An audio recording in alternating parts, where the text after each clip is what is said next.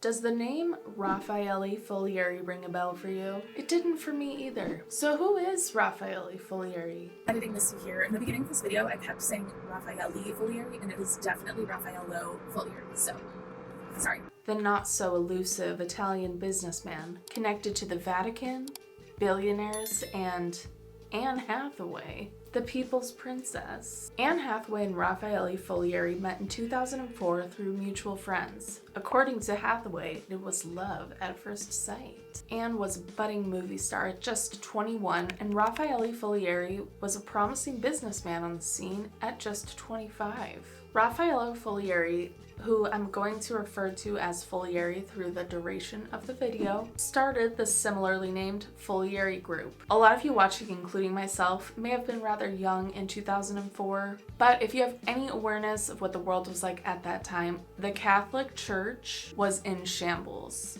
Rightfully so. This is around the time that the child abuse occurring in the Catholic Church rampantly finally came to light. So, back to the Follieri Group, they existed to purchase properties, real estate from the Catholic Church in order to assist with the financial fallout from this scandal. Follieri scored investors by claiming that he was connected to the Vatican when it was really just some obscure and like 6 degrees of separation situation. He also claimed this connection allowed him to get properties at below market value, which was also not true. And I have to say, it is extremely bold to include the Vatican in your scam. You could have had any scam, but he wanted to go back to his roots. I mean, he is Italian after all. So Follieri is out here running his scam, buying up properties with money from investors who believe they are working with someone with a Vatican connection. At this time, Anne Hathaway is falling madly in love. She was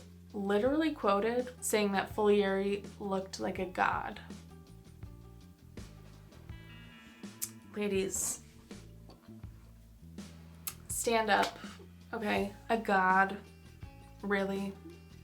He's just a man. He's a guy. She must have been getting like the best dicking down. He was also not sparing any expense. Like many scammers, Follieri was part of the stereotype, very flashy. None of these scammers can scam quietly. It's part of the reason so many of them get caught, because of their lavish lifestyles. One aspect of this lifestyle was a $37,000 a month apartment in New York City, Olympic Tower to be exact, which is of course amazing location, beautiful views, but $37,000 a month, like, can you imagine paying that in rent? So obviously Anne is impressed with his wealth, she's super in love with him, and there's really no reason for her to question what's going on because he seems to be walking the walk and talking the talk. But perhaps the most important aspect of this scam is his high-profile networking skills. I mean, he was dating Anne Hathaway. Like, obviously he knows how to get into the right doors and in front of the right people. Like, he's cute, don't get me wrong, but he must have been charming the pants off of people with this Italian accent. And I think that about a lot of scammers. I'm just like, they've got these silver tongues. At the end of the day, it's not even what you look like. And I'm not saying Follieri is like a troll, because he's not. I think he is very attractive. But I'm just saying that's part of the problem, is like, just because someone's attractive, you gotta question their motives too, to a healthy degree, you know.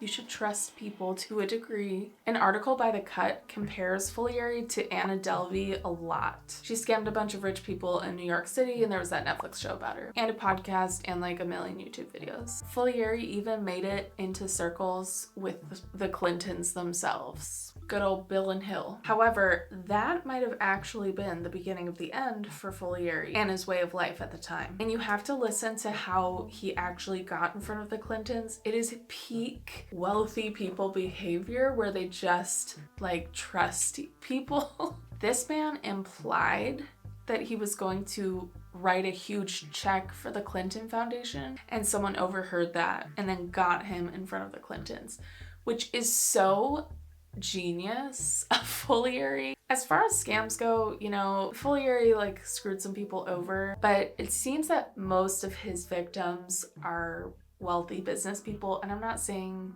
it's always okay to scam people like that, I'm just saying, it's kind of like the Anna Delvey case. Like, it's not okay, but of all the people to be victimized by something like that, they can recover a lot faster than people who lose their entire savings to an elaborate love scam or something. You know what I'm saying? Like, you can't bounce back from that. But in this case, a lot of these people are just fine. Again, doesn't make it okay. Bill Clinton's very own business partner, Ron Burke, seemed to really get along with Follieri. He was so taken with Follieri's lifestyle that he committed to go in on a venture with him, committing $105 million. Pocket change. Then, in 2007, Burkle actually filed a lawsuit against Follieri for misappropriation of funds, accounting to $1.3 million, which I kind of find interesting. Like, 1.3 million seems like not that much when you're talking about $105 million he was committing. Obviously, that's a lot of money, but I'm just saying, like, to them, it's clearly not life-changing. That's the thing about really rich people, though. They can be super petty. So this lawsuit actually settled, but there was a whole other shitstorm brewing. So remember, this is 2007. In a 2007 interview, in reference to Follieri, Anne Hathaway is quoted as saying, "One of the most untouched aphrodisiacs in the world is charity work."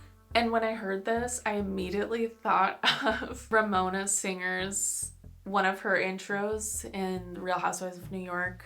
I like making my own money. I find that an aphrodisiac.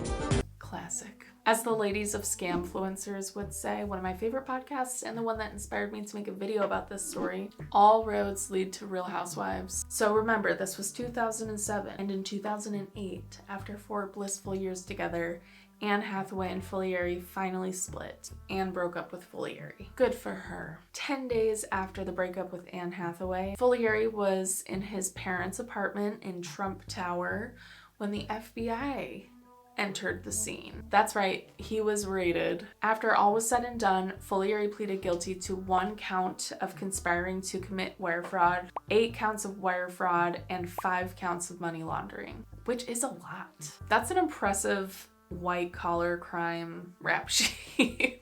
Damn. 8 counts of wire fraud. He served 4.5 years in prison and was deported to Italy, where he currently lives. According to Wikipedia, by 2018, Follieri was back in the game. The investing game, that is. Scammers, they just cannot stay away. And get this, because this is another classic feature of white-collar crime and scams with super wealthy people, is that a lot of people end up coming back together with the people they scammed. It's the weirdest thing. So remember Ron Burkle? He was the one who settled the lawsuit for $1.3 million of misappropriation of funds. Yeah, that Burkle. So he's actually now on good terms with Follieri, and he even went in on helping Follieri acquire 50% of the Foggia Calcio soccer team in southern Italy. Yeah, I probably said that wrong, but I did my best. Follieri has 1.5 million followers on Instagram, which really shocked me. It's a very businessy Instagram. You should check it out. His Instagram says he's founder and chairman of Pisale, which is a company engaged in production and sale of high-demand rare metals all over the world. That's a direct quote. I don't know. A part of me is like, was some of this lost in translation, or is this like a sketchy business venture? Because it kind of seems like a fake company. I'm not saying anything. It's just like, I'm definitely one of those people who's like, once a scammer, always a scammer. Unless they're actively doing, like, seeking treatment, because I feel like people who scam, it's like something in their nature that's never going to go away. It's an addiction. It really is. A lot of people in AA, for example, go to meetings for the rest of their life or sponsor people. It's because addiction is a disease, and so you have to like constantly treat it. So I kind of feel like scamming is similar with the way that people act, because it's like a compulsion, but they also have no empathy. So I don't know. I like to speculate on this stuff. As for Anne, she obviously had no engagement in the scam. She was blindsided, which is, you know, I obviously feel bad for her. Like, I can't even imagine that happening. She even returned gifts and jewelry so that people can be compensated for some of the money that was taken from them. She handled the press around this time very gracefully, and she moved on.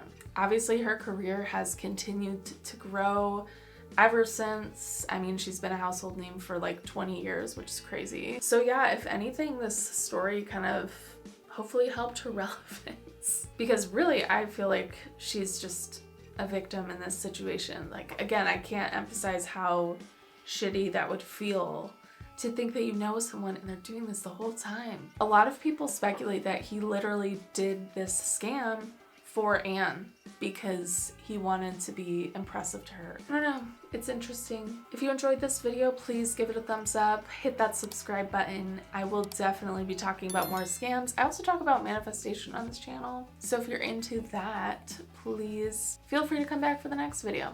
I'll see you next time.